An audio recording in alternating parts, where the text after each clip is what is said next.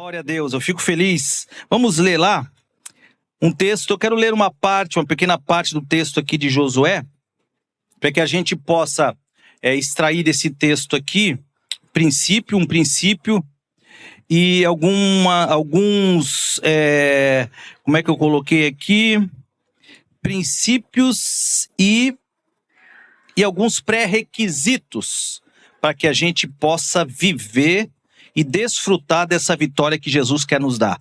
Essa palavra é direcionada para você, pai, mas ela alcança todos que estão aqui essa noite. Sabe por quê, irmãos? Porque nós precisamos ser vitoriosos em Cristo Jesus. E Jesus Cristo já nos concedeu essa vitória. Então tome para você essa palavra, escute, abra os seus ouvidos e o seu coração para escutar. Olha o que diz ali no livro de Josué, capítulo 6, versículo de 1 a 3. Eu poderia ler o 6 todo, e até recomendo para que você leia o capítulo 6 de Josué todo, para que você tenha a melhor compreensão daquilo que eu extraí deste texto, tá? Mas diz assim: ora, Jericó cerrou-se. Em algumas versões, pastor Sidney, diz fechou-se. Jericó era uma cidade murada. Era uma cidade, os historiadores dizem que era uma cidade fortificada, cidade refúgio, né? As pessoas que estavam sendo ameaçadas, inclusive, se alojavam nessa cidade. Então, era uma cidade vigiada no sentido de quem entrava e quem saía, né? E para isso acontecer, precisa ser cercada com grandes muralhas, né? E ter soldados capacitados para poder avaliar quem entra e quem sai, qual o destino dessas pessoas que estão entrando e saindo, né? Então Jericó era a cidade que era cercada. E aqui diz que ela fechou, ela cerrou-se. E estava cerrada por algo que parece brincadeira aqui, né? Por que eu digo que era por algo que parece que é brincadeira? Porque ela estava cerrada, porque tinha um povo que andava em volta dessa cidade, que era um povo que tinha saído de uma escravidão. Que era um povo que não tinha capacidade alguma de vencer os fortes, valentes guerreiros da cidade de Jericó, e muito menos destruir as suas muralhas. É uma coisa estranha de se ver ela se fechar por um povo, por maior que seja o número desse povo, né? Sendo que esse povo tinha vagado pelo deserto muitos anos, sido escravo por muitos anos. Mas diz aqui em Josué que ela se fechou. E ela se fechou, estava cerrada por causa dos filhos de Israel. Por causa do povo de Deus. E diz ali que aquele rei dessa cidade, ele decretou algo. E diz aqui: ninguém saía e nem entrava. O pavor dos administradores e do senhor daquela cidade fortificada era tão grande que ele fechou as portas e ninguém entrava e ninguém saía, porque o povo de Israel estava do lado de fora do muro, em volta da cidade. Mas eu estou aqui desenhando para que você possa acompanhar o raciocínio melhor. E diz mais: então disse o Senhor a Josué, que era o líder que estava do lado de fora com esse grande povo. O Senhor chega a Josué e diz: olha, eu tenho dado na tua mão Jericó e ao rei, e os seus valentes e valorosos. Vós, pois, todos os homens de guerra, rodeareis a cidade, cercando a cidade uma vez, e assim fareis por 6 dias. Bom, essa é a introdução de uma história que a gente conhece. Eles iriam rodear 6 dias, uma vez ao dia. No 7º dia eles iam rodear 7 vezes, iam marchar, iam gritar, e até que as muralhas iriam cair e eles iam tomar posse da promessa de Deus. Essa é a história aqui, né? Mas o livro de Josué é um livro que ele está nos falando a respeito de um tema que é o tema dessa noite. O livro de Josué, ele fala sobre vitória. E é isso que eu queria falar essa noite. Falei para algumas pessoas que geralmente eu prego expositivo, mas hoje a minha palavra é meio temática, né? Então eu quero usar deste tema, vitória. E esse livro é muito bom para que a gente tire algumas verdades, né? Alguns princípios daqui. Bom, o nome Josué já é um nome interessante, porque Josué significa Deus salva. Porém, todavia, nós vemos aqui uma lição que ela é muito sutil, mas extremamente esclarecedora. E uma grande verdade é que o povo de Israel foi vitorioso, mas não foi porque um homem chamado Deus salvo estava na frente. O povo de Israel conseguiu ultrapassar as muralhas de Jericó, que eram grandes e fortes. Destruiu os soldados de Jericó, que eram capacitados. Não porque Josué os salvou, mas porque Deus estava à frente e tinha dado a vitória a eles.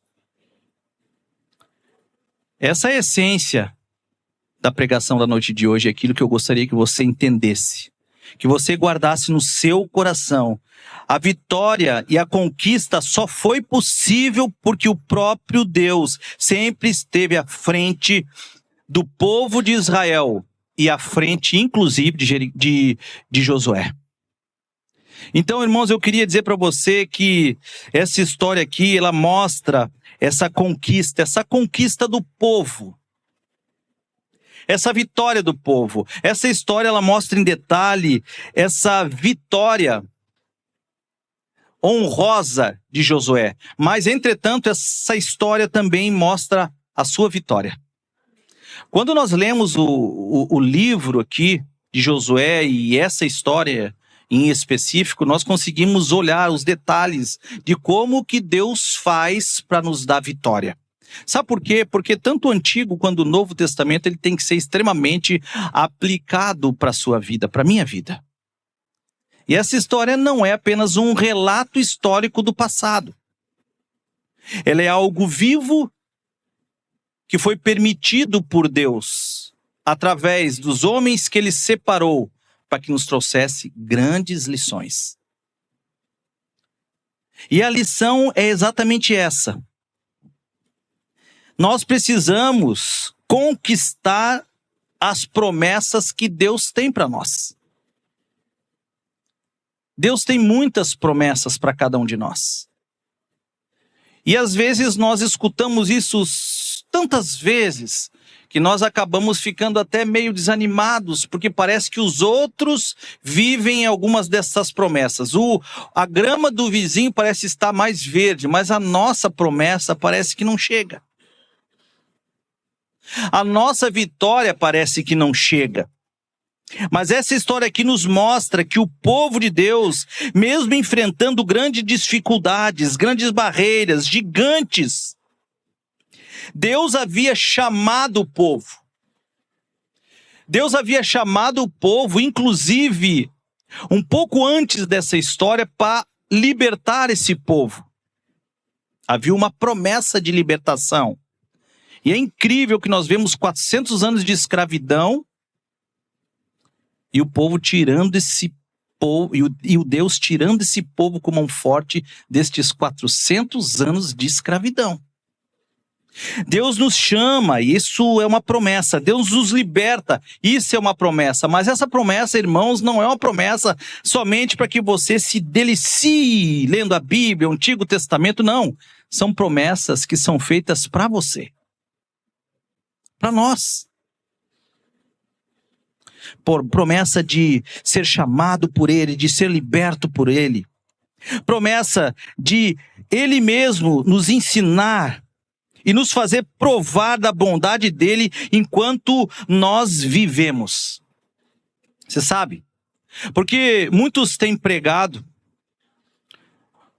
a segunda vinda de Cristo. A nossa vida glorificada ao lado dele pela eternidade. Porque esse tema também é muito difícil e complexo. E difícil de, com nossos olhos físicos e nossa humanidade, crer. Mas eu quero dizer para você que tão difícil também é crer que Deus tem planos de vitória para você aqui, porque muitas vezes aqui nós passamos grandes lutas. Mas aqui, também, na sua história, Deus tem grandes vitórias. Amém? Deus tem grandes vitórias. Não sei se você já pensou nisso, que mesmo diante das dificuldades você é um vitorioso. Às vezes a gente mede vitória por coisas físicas, materiais, por estado, né? Estado físico, estado emocional, né? Aquele que tem dinheiro é mais vitorioso do que aquele que não tem dinheiro, aquele que está feliz, está gozando uma vitória que eu não consigo gozar. Não, não é isso. Todos nós somos vitoriosos. Olha o que diz lá em Romanos, e eu gostaria a partir daqui começar a aplicar e tirar algumas lições para nós, tá? Mas olha o que diz lá em Romanos capítulo 15, versículo 4. Romanos 15, 4. Acredito que eles vão botar aqui, mas deixa a sua Bíblia aberta aí e acompanhem comigo. Romanos 15, versículo 4. Porque tudo que dantes foi escrito para nosso ensino, foi escrito para que pela paciência e consolação das Escrituras tenhamos esperança. Eu vou repetir para você explicar. Porque tudo que dantes foi escrito para nosso ensino, foi escrito para que pela paciência e consolação das Escrituras tenhamos esperança. Ou seja, a palavra de Deus está querendo nos dizer aqui em Romanos, capítulo 15, versículo 4, que tudo foi registrado na palavra de Deus, na Bíblia, que está nas tuas mãos, por permissão do próprio Deus, para que ao lermos as Escrituras Sagradas, elas, como um mestre, venha nos ensinar e nos consolar. Irmãos, a palavra de Deus, as Escrituras, elas são vivas. Não é apenas um livro. Não são histórias para deixar você melhor. Não são histórias somente para agregar pessoas debaixo de um teto, para ter uma esperança qualquer. Não, não, não. A palavra de Deus, ela é viva. Ela é o próprio Cristo que está dentre estas linhas e essas palavras sagradas, e diz aqui o texto em Romanos capítulo 15, versículo 4, com um propósito de nos ensinar e nos consolar. Então a palavra de Deus, quando nós lemos e temos ela no nosso coração, ela nos ensina. Ela nos ensina com muita paciência. Você já viu disso? Já parou para perceber quantas coisas se repetem na palavra de Deus? Nós temos princípios valiosos, mas Deus ele nos explica através das Escrituras Sagradas esses princípios para que a gente venha viver de forma exaustiva. E ele permitiu, inclusive, que homens sábios, reis, escrevessem as coisas para que os mais cultos, ou aqueles que se acham cultos, entendessem na linguagem deles. Mas Deus também separou pessoas que eram trabalhadores do campo, pescadores, homens simples, que na sua linguagem alcança o mais simples. Sabe por quê, irmãos? Porque a permissão de Deus, como um mestre, essa palavra de Deus se fazer vida para nos ensinar com paciência.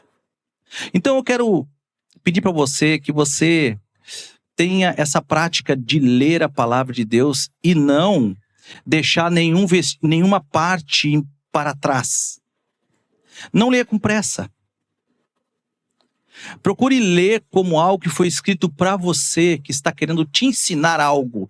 E eu queria que você lesse com uma certa observação. Sabendo que muitas vezes quem tem dificuldade de aprender as coisas somos nós, irmãos. Não é porque ela é chata e se repete. Mesmo quando nós aprendemos e nós entendemos, mesmo assim, é tão difícil a gente praticar o que Deus tem ensinado. Então não pule nenhuma vírgula, nenhuma página. Por mais que você acha complicada, difícil, tudo vai fazer parte do que Deus está querendo te ensinar com muita paciência. Amém? É o que está dizendo lá em Romanos. Essa palavra aqui, ela também está sendo escrita para que venha nos consolar. Consolar em meio às nossas lutas e dificuldades. E é claro, porque Deus não é esse mestre que permite que as Escrituras sejam feitas para que você tenha ela nas mãos, para te ensinar, sendo que você tem passado grandes lutas. E ele se esqueça das tuas dores e que você tem que ser consolado. Sabe? Não sei se você já provou isso de Deus, quando você está lendo a sua Bíblia, às vezes cansado, às vezes magoado, às vezes ferido. E quando você vê, vem um renovo no teu coração. Quando você vê, parece que pula dessas letras, dessas palavras, um espírito que nos dá paz. Sabe, irmãos, ele nos consola. A palavra dentro do coração do homem é bálsamo para suas feridas, para suas mais profundas dores. Mas por que diz aqui, no finalzinho do Romanos 15, versículo 4, que ela nos ensina, nos consola, para que tenhamos esperança? Por quê, irmãos? Que esperança é essa? É esperança na vitória. Porque mesmo Deus nos ensinando, mesmo Deus nos ensinando com muita paciência, mesmo Deus nos consolando, me parece que nós não conseguimos ter esperança na vitória. Mas Deus proveu tudo isso para que nós tenhamos esperança numa vitória garantida que Ele nos dá. Você consegue entender? Quantos conseguem entender? Levanta a mão aí. Eu preciso me esforçar para explicar isso para você do meio mais fácil, método mais fácil. Mas a palavra de Deus está querendo nos levar aqui a um conceito de vitória. Vitória é alcançarmos as promessas de Deus e vivê-las. E é por isso, irmãos, que através da palavra de Deus, o Senhor tem nos ensinado, nos consolado e nos dado esperança para que a gente possa viver, mesmo em meio às dificuldades, as nossas vitórias que Ele nos dá, os nossos prazeres que nós temos nele, somente nele aqui na terra. Amém? Me desculpa, mas me empolguei. E é isso. Romanos está falando aqui a respeito de um conceito, que é essa vitória, e a vitória de alcançarmos e vivermos as promessas de Deus. Quantos aqui desejam ser vitoriosos? Levanta a mão aí. Ô irmão, não estou dizendo que é para ir para o céu. Você vai para o céu. Quero saber vitória nas tuas lutas aqui mesmo. Se Deus dissesse, beleza, essa noite vai ser distribuída aqui a bênção da vitória real. Amanhã você já vai escutar que você venceu aquela luta que você está travando há tantos anos. Quantos querem? Levanta a mão aí. Ei, irmãos, é isso. Nós precisamos desejar essas promessas e alcançar essas vitórias. E que Deus nos envolva com toda a sabedoria, com o ensino, e que nos dê essa esperança mesmo. A esperança de sermos vitoriosos e gozarmos dessa vitória. Talvez a gente esteja aí com dificuldades, assim como Josué e todo aquele povo estava, quando estava do lado de fora de Jericó. Você pode imaginar, né? Uma muralha gigante na frente e a promessa está do outro lado da muralha. Foi feita a promessa. Mas o que adianta, Senhor? Eu estou do todo lado de fora. Quem sabe você está se sentindo assim, inclusive sentado aqui. É tudo muito lindo, é tudo muito bacana, eu me sinto envolvido nos louvores, mas na minha vida o que adianta, Senhor? Parece que eu estou do lado de fora.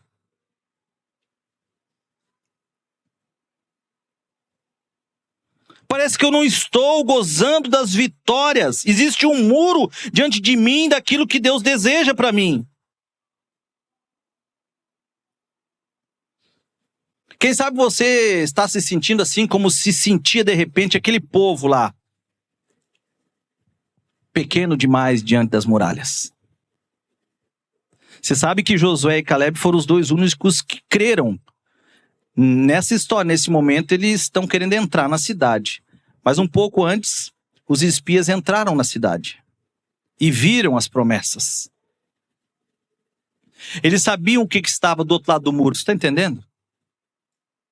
Não é as promessas da sua vida, eu estou querendo dizer que não é uma ilusão. Você consegue ver. Você não consegue acessar. É ou não é isso? Amém ou não? Amém, irmãos.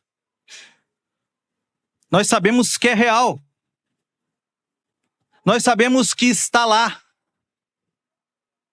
Mas nós não temos acesso. E eu quero, a partir desse texto aqui, mostrar princípios aqui da vitória. Você precisa, e eu coloquei aqui como primeiro ponto, você precisa estar consciente, ser consciente, a tua memória precisa estar fixada nisso. Em primeiro lugar, e eu vou mudar aqui o que eu botei para deixar claro depois do que eu falei aqui. Você precisa ter consciência de que a vitória que está lá é sua. Você está entendendo? A terra que está lá é tua. Não existe uma muralha. Existe diante dos teus olhos. Existe porque você precisa lutar e se preparar. Porque ao chegar nessa terra vão vir outras lutas. Você está entendendo? O que você quer e tem pedido para Deus, quando você ter na mão, vai se achegar até você outras lutas. Você está entendendo, irmão? Então o primeiro princípio aqui que nós temos que ter no coração, a certeza que a vitória quem nos dá é o próprio Deus. E aí, irmãos, nós vamos entender que nós somos realmente vitoriosos, que esse tempo de luta é um tempo em que Deus está nos ensinando. É um tempo que Deus permitiu na nossa vida para que Ele nos console. É um tempo, inclusive, que Deus permitiu para que a gente aprenda a ter paciência. E eu acho que essa geração precisa de uma lição assim, grande demais. Né? Eu não sei, na nossa geração, de repente, não se aplicaria tema, bem como está aqui. Se bem que isso tudo é sempre muito bem aplicado. Mas a geração de hoje, instantânea, precisa aprender de Deus e ter paciência. Você foi chamado e você há de passar por um processo na mão de Deus. E os processos que Deus nos propõe na nossa vida, irmãos, eles nos ensinam e eles nos amadurecem para que a gente possa gozar as vitórias. Está entendendo? Esse princípio aqui de ter essa consciência que Deus, Ele que nos dá a vitória, é um princípio que a priori parece ser muito simples, muito óbvio. Não, eu sei, pastor, Deus me dá a vitória mesmo. Porém, na prática, irmãos, na prática parece que não funciona muitas vezes a nossa vida. Sabe por quê? Porque a gente não tem resistência para isso. A gente não tem estrutura para isso. A gente não consegue estar firme o suficiente para enfrentar as dificuldades das lutas. Não, Josué, hoje não é dia. Rapaz, tá nublado, eu vou sair para ficar dando volta em volta da muralha? Tá louco. Não, Josué, hoje eu não tomei meu remédio da tireoide, cara. Eu tomei abatido. Vamos deixar para marchar amanhã? Rapaz, Josué, deixa eu dizer uma coisa para ti. A cota da minha empresa, a meta que eu tenho que bater é tão grande, deixa para fazer isso aí outra hora. Não, eu não vou ficar seguindo essas viagens aí, cara. Sabe por quê? Eu tenho outra coisa para fazer, cara, que vai ser muito melhor e eu tenho certeza que é nisso que Deus vai me abençoar. Sabe, a gente começa a criar situações e na realidade saber que Deus nos deu a vitória de verdade, que a vitória pertence a Ele, que está nas mãos dEle. A gente muitas vezes não colabora e não entende. Não tem nem estrutura para viver isso. Mas nós precisamos viver isso, irmãos. Precisamos ter consciência disso. Eu gostaria que você repetisse comigo. Te coloca de pé aí. Todo mundo rapidinho. Vamos fazer o exercício. E eu quero que você solte a mão do seu vizinho aí. Porque esse é você e Deus. E repita assim comigo. Toda vitória vem de Deus. De novo. Toda vitória que eu preciso vem de Deus. Aleluia. Dá uma salva de palmas para Deus. Amém? Pode se assentar, irmãos. Por que eu pedi para você falar isso desse jeito, desse modo, repetido? Porque você precisa estar posicionado, preparado e convencido, convicto do que sua vitória vem de Deus. A sua vitória vem dele. Josué capítulo 1, versículo 3 diz assim: todo lugar que pisar a planta do vosso pé, vou-lo tenho dado, como eu disse a Moisés. Ô, irmãos, existia uma promessa já e Josué só estava fazendo parte daquilo que já havia sido prometido na tua história. Isso não é diferente. Se Deus te chamou, se Deus te separou, Ele te separou para o mesmo plano e mesmo projeto que ainda está em andamento. A partir de Moisés, a partir de Abraão, se levantaria uma grande nação que seria chamada pelo nome dele. Você é e faz parte dessa grande nação. O que eu quero dizer para você é que em Josué capítulo 1, versículo 3, que quando diz aqui que todo pé que você botar, a planta dele naquele local será seu, é que Deus tem uma promessa para você de uma herança que Ele preparou para você.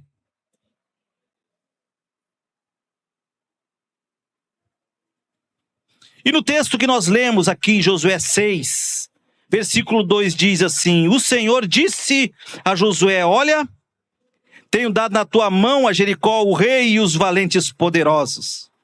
Eu acho interessante demais isso. Olha, tenho dado na tua mão. Esse olha aqui, irmãos, não é apenas e tão somente um convite a um olhar físico para algo que ele ia receber, não. Esse olha aqui de Deus é uma expressão que está mostrando para Josué, para que ele venha perceber de forma convicta o que Deus estava fazendo para ele. Você consegue entender? Olha, Josué, não é para olhar para a terra, não. Ele está querendo dizer assim: Josué, para.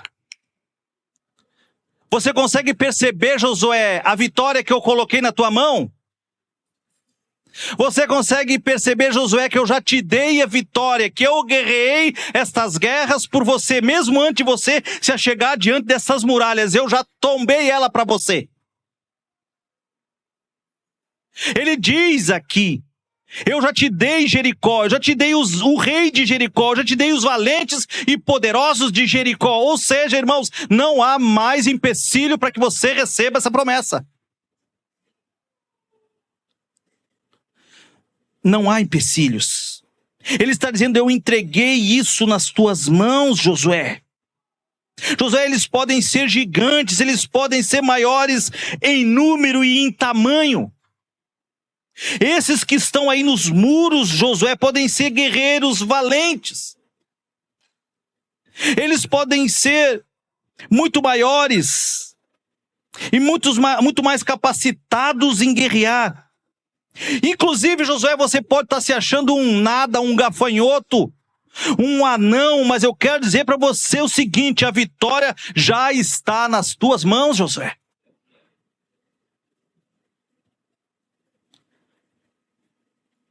Eu estou dando para você, Josué, a vitória. Em Provérbios capítulo 21, versículo 31, diz o seguinte, é uma advertência, para que a gente não esqueça que Deus que nos dá a vitória. E ele diz lá assim: o cavalo prepara-se para o dia da batalha, mas do Senhor vai vir a sua vitória. Ele está querendo dizer que naquela época ali, um cara ter um cavalo, estar com uma armadura, estar bem armado e preparado, nos olhos humanos ele era vitorioso. Ele tinha que alimentar o seu cavalo, preparar o seu cavalo, se preparar e bater no peito e dizer para os outros: eu sou vitorioso porque eu estou muito bem preparado. Mas o que Deus está dizendo é o seguinte: ei, deixa eu dizer uma coisa para você. Não adianta cavalo, não adianta armadura, não adianta preparo. Sabe por quê? Porque eu já fui à frente a destruir tudo. Irmãos, nós temos várias histórias na palavra de Deus que conta isso. Do próprio Deus entrando no arraial do inimigo que ia destruir Israel, confundindo eles e fazendo com que eles mesmos se abatessem. Nós vimos Davi, irmãos, que não tinha a mínima capacidade, inclusive ele tentou colocar a armadura do rei. Mas quando ele entendeu que a vitória estava nas mãos de Deus e quem estava sendo afrontado era o Deus Todo-Poderoso, irmãos, o próprio Deus destruiu o gigante. E o que eu quero dizer para você é que Deus, Ele está à frente das nossas lutas. O que diz lá em Salmo capítulo 44, versículo de 1 a 8? Leia comigo. Eu quero ler para que você possa compreender melhor em detalhes. Ouvimos, ó Deus. E aqui é Salmo, porque ele está bem depois do livro de Josué. Está falando daquilo que esses homens ouviram.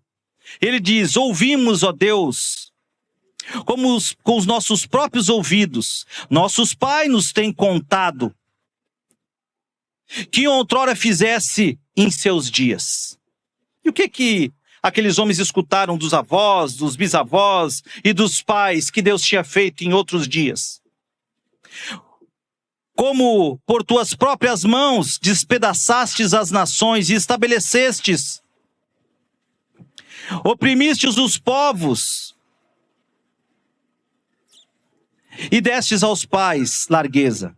Pois não foi por causa da espada deles que possuíram a terra, nem foi pelo seu braço forte que lhes deu a vitória, e sim a tua destra, o teu braço, o teu fulgor, o fulgor do teu rosto, porque te agradaste deles. Esses homens estavam escutando que Deus tinha sido gracioso e benevolente, e não foi porque eles lutaram que os avós e os pais tinham vencido as suas lutas, mas porque foi que Deus se agradou deles. Tu és o meu rei, ó Deus, ordena a vitória de Jacó. Com o teu auxílio, venceremos os nossos inimigos. Em teu nome colocaremos os pés aos que levantarem contra nós. Não confio no meu arco, não.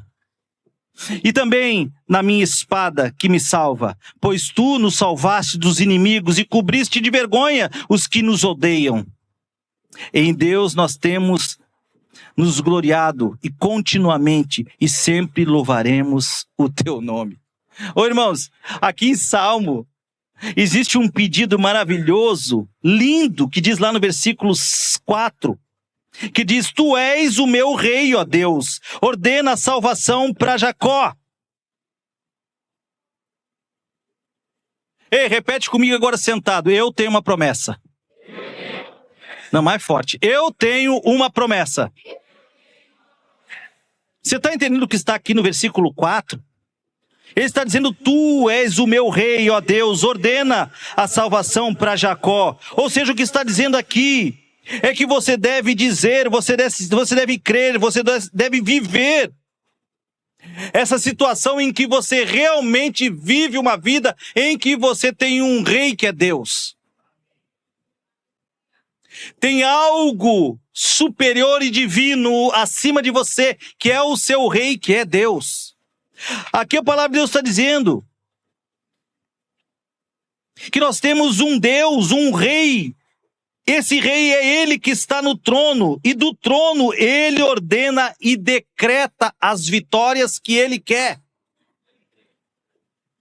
E eu acho interessante demais, porque ele está dizendo aqui: tu és meu rei. Ordena então a salvação de Jacó. Ô irmãos, a sua oração de dia e de noite deve dizer: Senhor, ordena a minha salvação. Senhor, ordena aí do teu trono a minha vitória. Tu és o meu rei. Você está entendendo, irmãos? É prático demais isso aqui, irmãos. Ordena sobre mim as tuas bênçãos, as tuas vitórias. E por quê, irmãos? Porque toda vitória vem dele. Porque é ele que está sentado no altíssimo e sublime trono. Porque antes de você lutar as tuas guerras físicas, materiais, ele lutou para você as guerras espirituais e venceu todas elas, irmãos. Amém? Então você tem que crer que a vitória vem de Deus. Mas em segundo lugar aqui, quais são esses pré-requisitos aqui para que a gente venha viver essas vitórias de Deus? Deus nos dá vitória, Deus conquista a vitória para o povo. Quais são os pré-requisitos aqui? Havia pré-requisitos. Eu botei 4 fundamentais que você já cansou de escutar, mas eu quero relembrar para você nessa noite, para que a gente saia daqui com a nossa alma lavada e pronto para vencer nossas guerras. Amém? O primeiro pré-requisito que você precisa é ter fé. E a palavra de Deus diz que o justo viverá pela fé. Fé, irmão. Ele já conquistou a tua vitória. Ele nessa noite se levantou do teu trono e decretou a tua vitória, Jacó. Esse Jacó é o todo errado, mas você é vitorioso. Amém? É Israel de Deus, amém? Ele decretou, você precisa ter fé. A palavra de Deus diz que sem fé é impossível agradar a Deus. Então, se existe um rei que está sentado no trono e decreta sua vitória, e você precisa agradá-lo, você precisa ter fé. Beleza, irmãos, lá em 1 João capítulo 5, versículo 4, na parte B é mais específico. E diz assim: esta é a vitória que vence o mundo, a nossa fé. Essa é a vitória que vence o mundo, a nossa fé. Então, se existe alguma moeda, e eu estou falando isso subjetivamente, porque não pode ser comprado, irmão. Mas se existe alguma moeda que pode levar você a ter vitória, é a sua fé. Você precisa ter fé. Mas não é fé nas coisas, irmão. Não é fé na fé. É fé em Deus. Porque às vezes a gente fica com fé nas coisas. A gente projeta a nossa mente, o nosso coração em algo e fica desejando aquilo como que se fosse possível, o nosso simples desejo fazer com que aquilo se materializasse e fosse uma verdade na nossa vida. Não é. Não é fé na fé, porque eu estou aqui agora me tremendo e crendo e coisa, porque não. É fé em Deus, no Rei. Naquele que se levantou e lutou as tuas vitórias, independente daquilo que você está precisando. Está entendendo? É um estado que você precisa estar, não só se encontrar agora no momento da dificuldade. Você precisa estar continuamente no estado de fé em Deus. Você consegue compreender? Levante seu braço aí. Amém. Fé em Deus. Hebreus capítulo 11, versículo 30. Pela fé caíram os muros de Jericó, sendo rodeados durante 7 dias. E aqui no Novo Testamento, porque é Hebreus, tem uma revelação, um segredo. É a fé em Deus. E é interessante porque essa revelação, esse segredo aqui, ele fica estranho mesmo. Sabe por quê, irmãos? Porque a partida de Deus, do que Ele quer fazer na sua vida, tudo parece que é diferente daquilo que a gente pensa. Se a gente quer ser exaltado, a gente precisa se humilhar. Se a gente quiser ser servido, a gente precisa servir. Se a gente quiser ser o primeiro, a gente precisa ser o último. Se a gente quiser vencer, a gente precisa perder. Você está entendendo? Parece que Deus está remexendo nos nossos conceitos para que a gente possa entender o que é ter fé nele.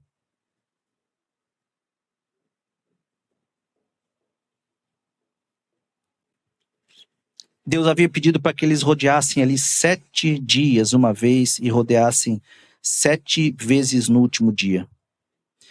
E uma das coisas que aqui nos ensina em relação à fé é que Deus é o rei e é Ele que determina as estratégias. Não é do meio e no método que você estabeleceu para que isso aconteça.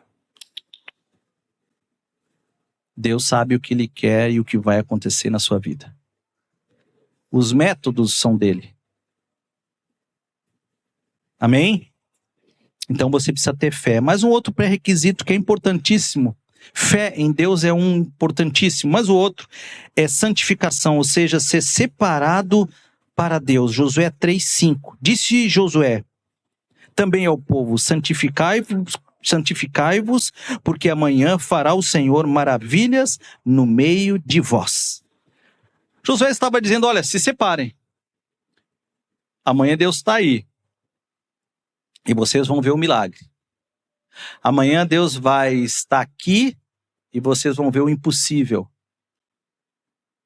Mas separem-se. E não é uma separação aqui no sentido de isolamento, né? Eu vou para o monte para ser transformado, eu vou para um mosteiro para não ser contaminado, eu vou trancar-me no meu quarto para poder ficar isolado e não ficar contaminado. Não é isso, não. Essa questão aqui de se santificar é mais uma separação no sentido de total dedicação. Santifiquem-se. Total dedicação. Um pouco mais difícil, né? É um pouco mais difícil para nossa unidade, para nossa humanidade, mas você precisa dar total prioridade para Deus. Isso é santificar. Se você quer ser vitorioso, você precisa santificar para ver a glória e as maravilhas de Deus. Ou seja, irmãos, nós precisamos renunciar a coisas e colocar no lugar dessas coisas renunciadas outras coisas. E o grande problema que nós temos é a falta do desejo de renúncia. Nós nos apegamos às coisas que nós temos e que nós desenhamos, criamos para que a gente venha viver. Mas aqui quando ele diz santificai-vos, é renunciar a estas coisas e colocar outras coisas no lugar. Você precisa renunciar às coisas e colocar outras coisas de forma prioritária no local de. Então diz aqui o texto, façam isto hoje, porque amanhã fará maravilhas de Deus no vosso meio. Separem-se, eu coloquei aqui para quê e como. Dar prioridade, pastor, já entendi, mas eu desenhei um pouquinho melhor aqui, versículo 6 do capítulo 3, e falou Josué aos sacerdotes, dizendo, então como que eu vou me separar? Como que eu vou dar prioridade, pastor, já que não é isolamento? Está aqui, Josué, versículo 6, capítulo 3, e falou Josué aos sacerdotes, dizendo, ele foi bem direto, levantai a arca do concerto e passai diante do povo. E é tão simples, irmãos, e todavia me parece que é tão difícil da gente viver isso também. Mas quando ele está dizendo aqui que era para se levantar aqui, levantar a arca do concerto e passar diante do povo, esse levantar aqui é separar e colocar acima e à frente de Deus, à frente de você, Deus em todas as coisas. Sabe? Eles iam enfrentar ali uma dificuldade grande demais. E Josué estava dizendo, pega a arca, te levanta, coloca ela em cima dos teus ombros. Em cima dos teus ombros. E levantar-se aqui é colocar o Senhor acima dos teus desejos, está entendendo? Acima das suas expectativas normais, comuns. Mas diz mais aqui. Porque eu fico pensando que a gente pode até começar a praticar isso de botar Deus em primeiro lugar. Mas como que eu faço isso? E aqui deixa muito claro. Porque diz, passai adiante do povo. Coloca a arca acima dos teus ombros e passa com ela diante do povo. Você está entendendo? Você está entendendo que a sua vida de santificação precisa ser aberta para que todo mundo veja e precisa ser genuína e verdadeira? Sabe por quê, irmãos? Porque quando isso acontecer, as pessoas começam a seguir o Deus que te dá vitória. Eles não vão seguir Josué, eles vão seguir a Deus. E o problema é que muitos têm se esforçado a mostrar para os outros que estão fazendo, estão tendo vitória, para que as pessoas venham segui-los. Mas essa história, o que Deus está dizendo para você hoje, que não é nada sobre você, é sobre Deus. É Deus quem nos dá a vitória. É colocar Deus de forma viva e genuína, autêntica, nos nossos ombros, e andar, ou seja, caminhar, viver com Ele sendo exaltado a partir da nossa vida. como prioridade na nossa vida. Eu não sei se você tem essa prática. O que você faz na quarta à noite?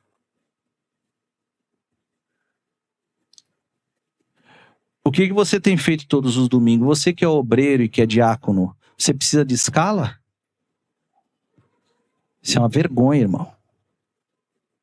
Devia ser um prazer você servir a Deus. Devia ser um desejo no seu coração estar aqui na casa de Deus. É Ele nos teus ombros, você está entendendo? Ah, pastor, chegou uma visita lá em casa, traga a visita junto.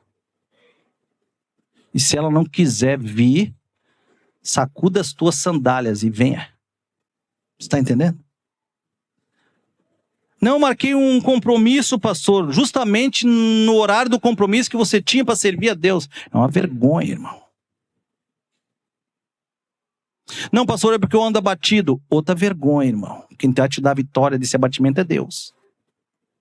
Você está entendendo? E eu não estou aqui exagerando no que eu estou dizendo. Está tão simples aqui, irmãos. Falou Josué aos sacerdotes dizendo... Irmãos, esses aqui são os que estão mais perto do altar ainda. Levantai a arca do concerto e passai adiante do povo.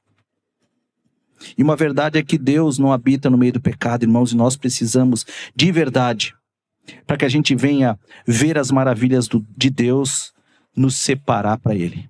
Amém? Agora foi baixinho, né? Não, vamos fazer isso com vontade e com vigor. Nós precisamos nos separar para Ele, amém? Glória a Deus, é isso que eu gosto de escutar. Então, o primeiro passo aqui, o primeiro pré-requisito é ter fé. E outro é se separar para Deus, né? Mas não é isolar não, é servir, colocar Ele em primeiro lugar na nossa vida. E aqui nessa história mostra uma terceira. A terceira é obediência. Josué obedeceu à risca o que Deus ordenou a ele. Josué no versículo 6, ele dá ordens para que sejam bem criteriosos em obediência a Deus. Tinha que seguir a risca, irmão. Então, deixa eu dizer outra coisa para você. Eu estou cheio de orientação hoje, né? Não sei se você vai sair daqui pelo menos com uma. Mas, tenha um pouquinho de paciência. Traga um caderno, traga uma caneta. Anote o que eu falo para você. Deixa eu dizer uma coisa para você. A obediência a Deus aqui precisava ser à risca. E quando Deus fala conosco e ordena coisas para nós, é porque a priori Ele está nos ensinando, nos moldando e nos inserindo na vitória que Ele nos deu. E aí Deus vai pedir coisas para você que você precisa obedecer. Então é o seguinte, obedeça a palavra de Deus. Quer ser vitorioso? Tenha fé. Amém? Seja santo, separado e obedeça a palavra de Deus. Então se você começar a ler e Deus começar a te ensinar, começar a te consolar, você já vai ver Deus falando ali, é fácil você obedecer. Pastor, não estou conseguindo, vem para cá, vamos ficar de joelho aqui pedindo misericórdia para Deus até você conseguir. Amém? Glória a Deus. A verdade aqui é que Deus ele tem estratégias diferentes, porém nós temos que obedecê-lo em detrimento ao que Ele deseja fazer na nossa vida, independente de nós gostarmos ou não. Ah, pititi, patatá, filho de pobre não tem vez. Não gostei. Pouco Deus está te importando se tu gostou ou não. Tua vitória está aqui. E é você quem está segurando a possibilidade de usufruir a vitória que Ele te deu. Amém? Você decide, como diria aquele programa, né? Está nas tuas mãos. As pessoas querem tanto debater o livre-arbítrio. Pois é, está aí. Se é que existe uma possibilidade de você decidir agora em relação a isso mesmo. Que a pessoa quer saber se se salva, se não se salva, quem não se salva. Pois eu estou falando sobre outro teor e outro tema. Você quer gozar da salvação? Quer gozar das bênçãos de Deus? Seja obediente. Decida se você quer ser ou não. Como que eu faço, pastor? Dependa dele. Se sujeite a ele. Renuncie todos os teus pecados. Amém? Então nós precisamos ser obedientes. E a quarta e última aqui, pré-requisito, nós precisamos ter coragem e agir. Josué herdou uma posição dificílima, que é a posição de Moisés. Diante de um grande e numeroso povo, que tinha uma grande expectativa. E esse povo esperava de Josué algo. Agora você imagina se você está à frente de 1 milhão de pessoas esperando você levantar e fazer algo. Será que essas pessoas iriam adiante? Ô, irmão, se dependesse da tua vida, se dependesse de você ter coragem e agir, será que esse povo levantaria? Mediante dos riscos e da grande responsabilidade, nós precisamos não só levantar, mas precisamos ter coragem e agir. É difícil para nós. Para qualquer um de nós é muito difícil. Já travou diante de uma responsabilidade gigante? Sabe quando vem aquele papo, começa aquele levantar, aquele temporal, o tempo começa a se fechar, e tá, e agora, e vamos lá, e vai quem ser, é tu, o que tu decide? E aí? Tem gente que trava. Tava falando pros guri aí, pros rapazes aí, estão jogando futebol na segunda, pastor Cid, né? Jogador de futebol. Vamos, pastor. Irmãos, eu fico tão nervoso quando eu jogo bola, que é tu me passar a bola e eu já não sei o que faço, eu travo. Travo que eu não sei o que eu vou fazer, perigo eu fazer um gol contra na hora. Entendeu? Uma vez eu tava jogando bola, até engraçado, o cara me deu a bola, eu fiquei tão nervoso que eu meio que tremi para um lado e o cara saiu, passou deslizando, os caras, eu digo, fui eu que fiz. Aí depois eu fiquei pensando em casa, como é que eu fiz aquilo? Será que eu consigo repetir aquilo? Mas até hoje não dá, irmão, não me convida, pastor. Não me convida porque é ruim demais. E para goleiro nem pensar. Não dá, esquece. Só fica me dando o troféu para mim, presente, me leva para me honrar lá. Aí dá, agora para jogar bola, esquece, não dá, irmão. Eu fiquei muito consolado quando eu entendi que tinha pessoas que são boas para esporte coletivo e outras para individual. Eu acho que eu sou para o individual. Não dá no coletivo, irmão, não dá. E não é que eu não gosto de estar com pessoas, dividir e partilhar, mas eu não consigo, né? Mas tem pessoas que travam diante de dificuldades. Ou você é daquelas pessoas que se acovarda diante de uma grande responsabilidade? Não, cara. Eu não vou me arriscar com isso aí. Tudo na sua vida vai ter um risco, irmão. Sabe? E o milagre só é milagre quando o percentual maior é negativo do risco. Sabe? Então você precisa ter coragem e agir. Está entendendo? Amém? Quantos aqui estão sendo desafiados por Deus nessa noite a ter coragem e agir? Levanta a mão aí. Eu quero saber se Deus mandou o recado para você, irmão. Você tem que ter coragem e agir diante das suas dificuldades. Tem pessoas que travam diante dessas dificuldades, diante de decisões. Na vida tem que ter coragem e agir. E deixa eu te contar algo aqui que de repente você ainda não percebeu. O livro de Josué nos ensina algo importante. E é o que eu quero encerrar. O Júnior já pode subir. Pode se colocar de pé. Porque eu quero encerrar com essa lição, que é um resumo do livro de Josué. Tem pessoas que não gostam de algumas coisas e algumas situações que são faladas do altar. E eu também não me agrado muito, às vezes, quando é com um tom muito determinista, como se o homem fosse capaz de determinar algo. Então, diante dessa palavra, a gente vemos que isso não é possível, porque quem decreta e determina é o nosso rei. Amém? Mas tem uma coisa aqui que eu anotei que é impossível nós não falarmos, que é uma verdade. E que é uma verdade que a princípio está nessa história, mas que se aplica na sua vida.